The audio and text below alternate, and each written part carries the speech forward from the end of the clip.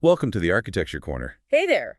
We're doing a deep dive today into something pretty foundational in software development, the API. Right, but specifically looking at an interesting challenge, we're unpacking an article called When Rest is Not Enough by Mario Bittencourt. When rest is not enough. Yeah, that title definitely grabs you, doesn't it? Because, rest is just, it's everywhere. Feels like the default. It really does. It's kind of the go-to. So our mission today really is to get to the heart of this piece. When does that standard REST API approach maybe fall short? And what else could you do? What alternative might make more sense, especially when you're dealing with more complex systems? Exactly. Let's dive in. Okay, so maybe let's start with the basics. Just ground ourselves a bit. REST. Representational state transfer. Right. It's an architectural style. Roy Fielding presented it, gosh, way back in 2000. Ages ago in tech years. Yeah, really. And the whole point was designing network-based applications, aiming for a low barrier to entry, making things work well at, internet scale. So the core idea is pretty straightforward, right? Clients use URIs to find resources. Yep. And the server sends back representations of those resources. Often, these representations have hypermedia links in them. Right, so the client can figure out what to do next from the response itself. Exactly. And REST relies on a few key constraints to make that work.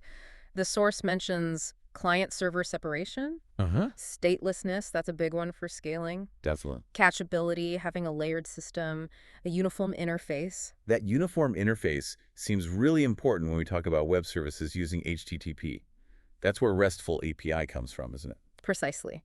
We use the standard HTTP methods, things like get, post, put, patch, delete, as the sort of verbs for our application interactions. Which, yeah, it makes a ton of sense when you think about how most apps talk to databases or storage. Oh, totally. It maps almost perfectly onto those common storage operations we usually call CRUD. Create, retrieve, update, delete. Yeah. It's a really neat fit. Get, retrieve something like an entity or a list. Toast creates a new one. Put or patch update an existing one. Put usually replaces the whole thing. Patch does a partial update. And delete, well, delete, delete. It's No. pretty self-explanatory.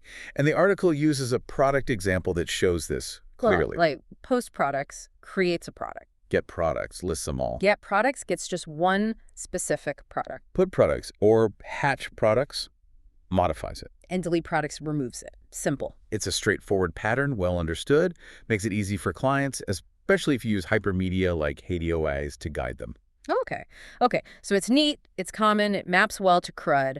Why isn't it always enough? Where's the catch the article's pointing out? Well, this is where domain complexity really starts to matter.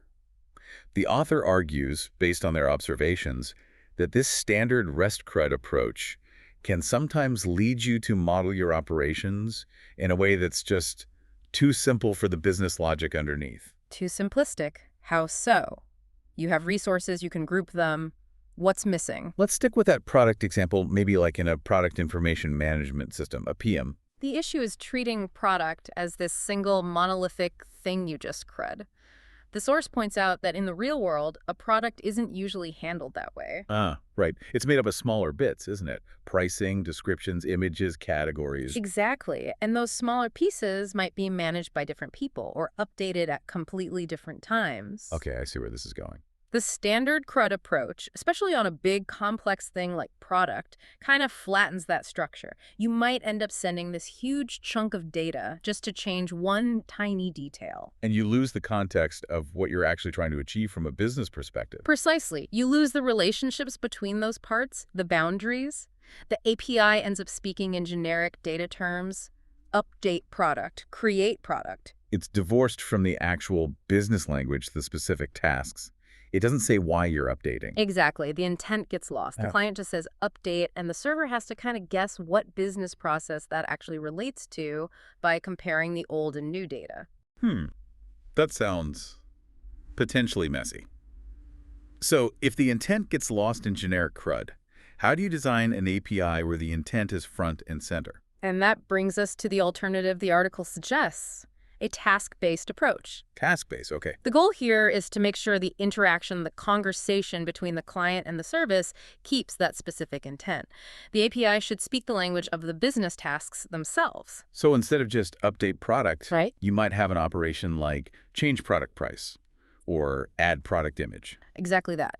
Your API's vocabulary isn't limited to just those 4 CRUD verbs anymore. It reflects the actual things the business needs to do. Right. The source mentions this is quite similar in spirit to sending commands in systems using CQRS command query responsibility segregation, sending imperative instructions. Okay, let's make it super concrete. The article had an order example, right? After checkout. Yeah, that's a great one. Yeah. So imagine a typical order after the customer has paid. What might they realistically want to do to that placed order?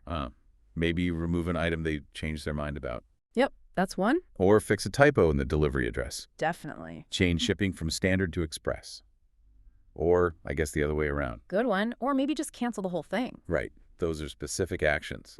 Business tasks. Exactly. So instead of one generic put orders endpoint where the client sends back a changed version of the whole order. Which could be huge. Yeah, a task-based API would have specific endpoints for these actions. Okay, so walk me through removing an item. You wouldn't send the whole order just for that. Absolutely not. A task-based API might have something like post-orders order remove item. Okay. Specific. And when the client called that endpoint, they send only what's needed for that task, which is which order and which item to remove, I guess. precisely. The payload shown in the source is tiny, just the ordered and the order itemid. Compare that to sending the entire order structure back. Wow. Yeah, that's much cleaner, much more focused. It is, and the intent is completely explicit. I want to perform the task, remove item from order on this order for this item. No guesswork needed. That makes so much sense. You're not just sending the after picture and making the server play spot the difference. You're telling it exactly what job needs doing. And that directness, that clarity, leads to some big benefits the source highlights. Like what? What are the upsides? Well, first, as we've been saying, the intent is explicit. Remove item from order is clearly different from change delivery address or cancel order. They're distinct tasks, distinct API calls. Clear actions, clear endpoints. Makes sense. Second, you only send the necessary information. Like we saw, no need for huge payloads for small changes. It's much more efficient. Yeah, less data flying around. Probably faster on the server too, since it knows exactly what tasks to run. Could be, yeah. And third, and this is maybe the most important from a design perspective, it respects the domain knowledge. By modeling operations around these specific business tasks and acting at the right level, like the order level for these examples, your API starts to align with the actual language and boundaries the business experts use, the ubiquitous language. And that applies whether the client is a UI or another service calling your API. Absolutely. The principle holds. Okay, so I'm listening, and I'm thinking, yeah, the system I work on has some of this complexity. Where do you even start if you want to try this task-based approach? The source says step 1 is to really look hard at your domain model. Get back to the business logic. Right. If you're doing domain-driven design, look at your aggregates. Are they too big? Are they trying to do too much, blurring responsibilities? Are they enforcing the business rules correctly? So it's about identifying the core business concepts. And crucially, the actions or behaviors they need to support, not just the data they hold. Exactly. And those behaviors should use the domain's language. The article gives a good warning sign. If you see API endpoints or even internal methods named like update product or save order generic CRUD verbs tied to your main entities. Instead of something specific like change product price or confirm order shipment. Yeah, that might be a sign that your language and your boundaries need a closer look. You might be missing the actual tasks. Okay, so first, understand the domain, its tasks, its language, its boundaries. What's next? Especially if you like an API-first approach. Once you've got a better handle on those explicit business tasks, the next step is documenting your API endpoints using that business language. Make the API contract reflect the domain tasks. And then show that contract to the people who will use it, UI teams, other service teams. Yes, present it, get feedback, iterate. The source suggests making this design and documentation part fast and cheap. Use tools like OpenAPI specs, maybe collaborative platforms. They mentioned stoplight software as one possibility. So nail down the task-based API design before you write a ton of code. That's the idea. Implementation follows the contract, and you keep refining both as you learn more about the domain through building and using it. Okay, this has been really insightful. So let's loop back to that title. When rest is not enough, the article isn't saying rest is inherently bad or anything, right? We shouldn't just ditch it everywhere. Oh, absolutely not. REST is still a very valid, often great way to build services. For simply domains where things really do map cleanly onto CRUD operations, REST might be perfect, maybe even ideal. It's not a dogma thing. Not at all. The key message is Don't just assume REST is the right answer for everything. Evaluate it case by case. Consider the complexity of your domain. So the real takeaway isn't like REST versus task-based winner takes all. It's Yeah. more about, for those richer, more complex domains, you really need to focus first on understanding the business boundaries and responsibilities. Exactly. Get that domain understanding right first. And then the task-based approach is presented as a really valuable way to make sure your services expose the functionality needed while respecting those domain boundaries you've identified. It's about matching the tool to the job, but really understanding the domain complexity first. You got it. That's the heart of it. That shift in thinking is pretty powerful. Definitely makes you question just defaulting to patterns.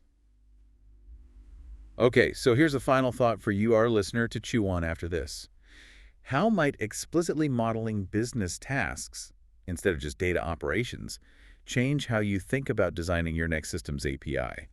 Or even how you might refactor an existing one? Yeah, think about how that changes the conversation, from just shuffling data to enabling actual business capabilities. And hey, don't forget to check the description for more info related to this deep dive. And please do subscribe. It's free to the Architecture Corner newsletter. We really enjoy exploring these kinds of topics with you. Thanks for joining us today. Thanks, everyone.